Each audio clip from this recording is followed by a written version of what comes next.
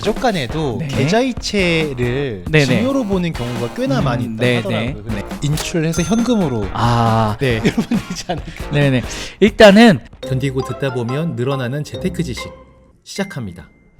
자, 안녕하십니까, 행센 오영일입니다. 안녕하세요. 세무법인 명품 마곡지점의 반수현 세무사입니다. 네, 반갑습니다. 네.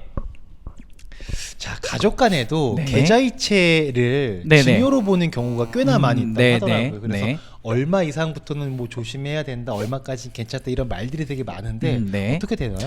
우선은 그 부분들이 명확하게 사실은 네.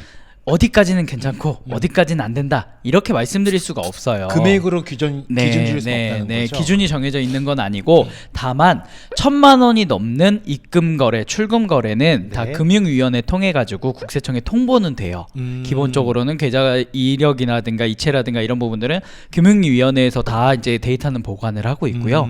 다만 그거를 받아보는 국세청 입장에서는 네. 이걸로 조사를 할 거냐 말 거냐는 그 해당 세무서의 내부 규정이라든가 혹은 네. 담당자의 판단에 따라서 달라질 수 있어서 네, 그렇기 때문에 이게 얼마까지는 괜찮고 얼마까지는 안 됩니다라고, 얼마 이상은 안 됩니다라고 말씀을 드릴 수는 없고요, 사실은. 네, 네. 네. 다만 주의하셔야 될 부분들을 알고 계신다면 네. 아무래도 좀 더 수월하게 진행을 하실 수 있지 않을까라고 생각을 합니다. 조사의 대상은 안 될 것이다. 네, 맞습니다. 그래서 일단은 일례로 아까 말씀드렸던 대로 1,000만 원 이상의 거래들 같은 경우는 네. 금융위원회에 통보가 되고요. 그러면 이제 보통 생각하시는, 지금 센터님 뇌리에 딱 떠오르는 그 생각, 네. 네, 뭘까요? 인출해서 현금으로. 그 출금을 할 때 기준을 1,000만 원이 넘으면 1,000만 원 이상의 현금 거래는 무조건 똑같이 통보가 가요. 1,000만 원을 인출을 하든 입금을 하든. 입금도요? 네네. 네네. 그래서 그러면 990만 원씩 하면 되는 거 아니야? 라고 생각을 하실 수 있거든요. 그쵸. 근데 990만 원을 A은행에서 여러 번을 뽑으면 그거는 통보가 가요. 네, 근데 한 은행에서 990만 원씩 3개의 은행을 한다. 네. 이러면 기본적으로는 원칙은 통보는 안 됩니다. 잠깐만, 3번이라면 2번, 두 번도 통보가 됩니다. 한 번은. 한 번은 990만 원이라 원칙은 통보가 안 돼요. 네. 그러면 오늘 990, 네, 내일 네. 990 네, 네. 하면 한 달이면 거의 뭐 네네. 꽤 많이 할 수 네, 있을 것 같아요. 그렇게 생각을 많이들 하시고 실제로 하신 분들도 계시거든요. 네, 네. 근데 문제는 뭐냐면 은행 직원한테 네. 사실은 의무가 있어요. 그 의무가 뭐냐면 보이스피싱이나 탈세 때문에 현금으로 여러 번 찾는 경우에는 은행 직원이 이상하다, 이상 징후가 발견이 됐다거나 의심이 된다면 보고를 하게끔 되어 있어요. 그러니까 그 보고를 은행 직원이 판단을 하기 때문에 네. 뭐 예를 들어서 매일매일 500만 원씩 찾아가는 분이 계신다. 이상하지. 현금으로. 누가 보더라도 이상하죠. 그쵸. 그러면 당연히 금융위원회 통보를 할 수 있어요. 해야 되는 의무도 있고요. 은행 직원한테. 어쩐지 그 인출하는 것도 되게 까다롭게 네, 맞습니다. 보시더라고요, 은행에서. 그래서 보통은 이제 은행 직원이 의심이 된다 그러면 물어봐요.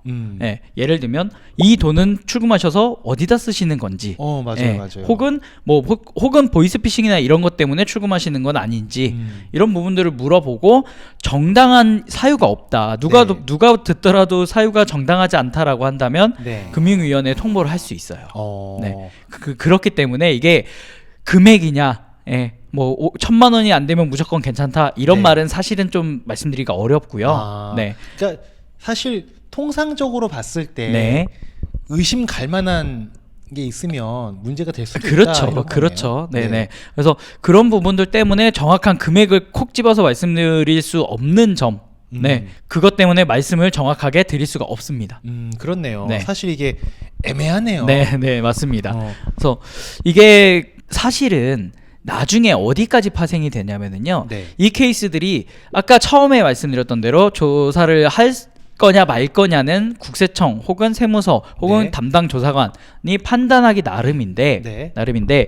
이게 보통은 드러나게 되는 계기가 있어요. 그 드러나게 되는 계기가 뭐냐면은 보통은 통상적으로는 상속이 발생했을 때, 네. 그리고 혹은 자금 출처에 대한 조사를 국세청에서 할 때, 이 두 가지 케이스가 보통 흔한 케이스거든요. 네네. 상속이 이루어지면 상속인의 계좌를 네. 피상속인의 계좌 포함해서 10년 동안 확인을 해요.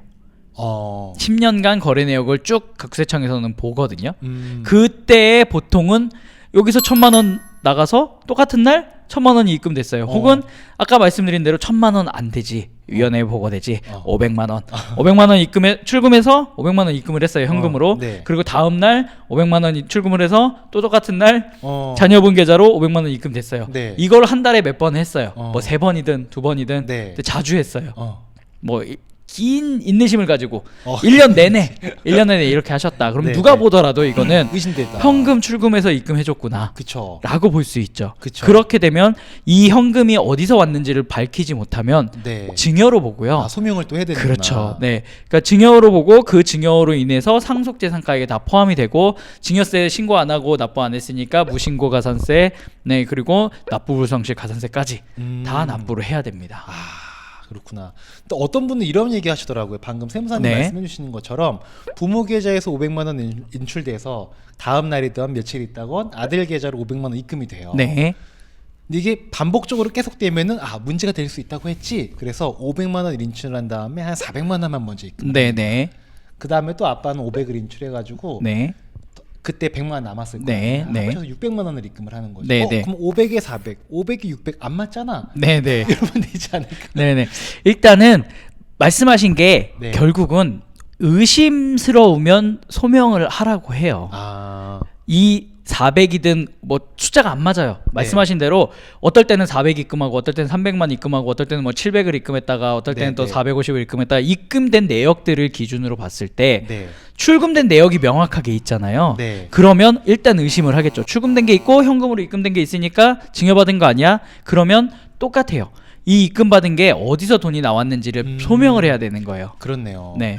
그 소명을 하지 못하면 세무서에서는 네. 당연히 증여받은 걸로 추징을 한다고 하더라도 네. 저희가 그걸 뭐 조세불복을 통해서라도 싸워 다퉈서 이길 수 있는 확률이 없다고 보시면 돼요. 네. 그쵸. 네. 왜냐면 입증할 수 있는 방법이 없으니까요. 그쵸. 사실은 증여받은 게 맞으니까. 그렇죠. 네. 그래서 이걸 만약에 알잖아. 사업을 하시는 분이라면 내가 네. 현금을 받았습니다. 현금으로 매출이 발생했는데 그걸 신고 안 하고 그치. 뭐 그냥 입금했습니다. 혹은 신고를 하고 입금을 했습니다라는 증빙이 있지 않는 이상은 사실상은 세무서에서 이거는 현금으로 받은 걸 현금으로 받아서 입금한 거 아니냐. 그래서 증여 혹은 상속에 포함시키겠다라고 한다면 벗어날 방법은 거의 없다라고 그렇네요. 생각하시면 될 것 같아요.